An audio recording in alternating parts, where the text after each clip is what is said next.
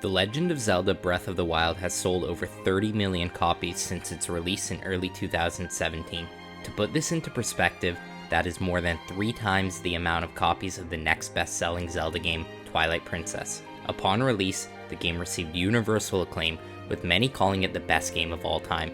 I actually completely bought into the hype and traded in my PS4 to get a Switch when it came out, just to play this game. And now with it being almost 6 years post-release, and with the sequel Tears of the Kingdom right around the corner, I'm going to talk about why I think Breath of the Wild is an excellent but overrated game. This is probably going to be my most divisive and controversial video, as there are certain games that people refuse to acknowledge anything remotely bad about, and Breath of the Wild is one of those games. Now, I'm in no way saying Breath of the Wild is a bad game. I'm just saying, in my opinion, is far from what I would consider the best game of all time, or even the best Zelda game for that matter. The Legend of Zelda is a franchise that is known for mixing masterful puzzle-filled dungeons with satisfying timing-based combat. Although every Zelda game is different, the storyline often follows a similar base. Ganon, or whatever evil boss, is doing something sketchy and trying to take over the world.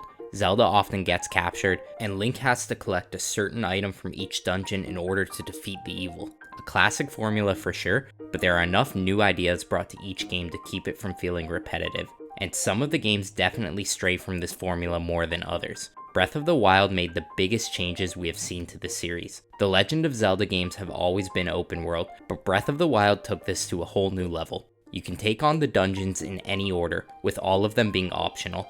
Every weapon breaks or loses power over time. You need to cook to make health and status potions in order to survive. You're the goddamn Iron Chef. You can literally climb any wall in the game. It actually is pretty wild, and all of those mechanics that I listed are fantastic and definitely welcomed additions to the series. So why do I think the game is overrated? Well, it's actually pretty simple. Although the new RPG-like mechanics are great to have, it feels like Breath of the Wild fails to deliver on the Zelda staples that made me fall in love with the franchise to begin with. Although The Legend of Zelda Breath of the Wild follows that same traditional formula I mentioned earlier, there are of course unique aspects as well. In this game, outside of the 4 main dungeons, you can complete shrines, which are essentially mini dungeon rooms, which each provide their own puzzles or combat sequences to get through. After completing enough shrines, you can use the spirit orbs you gathered to upgrade your health or your stamina. These shrines make the game feel massive and remind the player that there is no shortage of content in this journey. My issue is, aside from a small handful, I didn't really enjoy any of the shrines. They felt extremely repetitive, and not just in the music or the bluish color scheme that repeats in all of them. You are often doing the exact same thing across multiple shrines, whether it's burning some shrubs to open a path or using the weight of a ball to hold down a switch. Even the combat shrines have you fighting carbon copies of the enemies from the other combat shrines. I often found myself only completing shrines because I needed more stamina to climb a tower that was required to progress in the game's storyline. If it wasn't for the increase in vital stats, there would be little to no incentive to complete the shrines, as they often feel more like a burden than anything else. The biggest disappointment in Breath of the Wild has to be the dungeons. Everything I mentioned previously about the shrines applies when talking about the dungeons, only on a larger scale. There are only 4 main dungeons in the game aside from Ganon's castle, and that in itself is not an issue.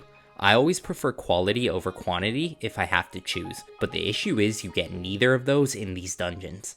In a game like Majora's Mask, there are only 4 dungeons as well, but they each feel completely unique. Everything from the soundtrack, the enemies, the puzzles, it's all very well thought out and engaging for the player. In Breath of the Wild, like the shrines, each dungeon is essentially a copy of the other ones. If I were looking at a screenshot of the inside of a dungeon, I'd almost have no way of knowing which dungeon it's a picture of. Every dungeon just looks like the same boring ruins filled with lazy purple goop blocking the path to the boss. And don't even get me started on boss fights. The Legend of Zelda is a franchise with some of the best video game bosses, period. These bosses are always very uniquely detailed and tend to have the same vibes as the dungeons they are in. They also notoriously have their own aspects that make them difficult and provide a challenge to the player. Unfortunately, that is not the case with Breath of the Wild. The bosses of the 4 dungeons here are the exact same, literally. I don't think I'd be able to tell them apart. Their designs are just pure lazy, and none of them offer much of a real challenge either, so it's not like they have any real redeeming qualities. Now I think with a game like Breath of the Wild, it is important to be fair and objective when trying to do a retrospective. It is a great game, there is no question about that. Even with all of its flaws, I still really enjoyed playing most of it. It's just not the greatest game of all time like so many people say, but the game did bring tons of fresh new aspects to a series that hasn't seen a lot of change in 30 or so years. This brings me to my next point, why I think Tears of the Kingdom has potential to be the best Zelda game of all time. Nintendo is not afraid to take risks with the Legend of Zelda franchise. In fact, I've kind of come to the discovery that they tend to take way more risks on the second Zelda game released for each console. This can be traced back all the way to Zelda 2, The Adventure of Link, but can be seen in games like Minish Cap or darker themed games like Majora's Mask or Twilight Princess. Each of those games listed were the second Legend of Zelda release on their respective consoles, and each of them were completely unique, often due to Nintendo taking massive risks. Even with Majora's Mask using the same engine as Ocarina of Time, these games felt completely different from one another. This is why I believe Nintendo has the opportunity to do something truly special with Tears of the Kingdom. If they can take some of those great innovations brought by Breath of the Wild and combine them with the quality of dungeons and bosses in a title like Ocarina of Time, we are in for a real treat. I for one would love to see some of that darker tone I mentioned earlier make an appearance on Tears of the Kingdom. And really, I'm enough of a Nintendo fan to trust that they will do something more than just make Breath of the Wild 2.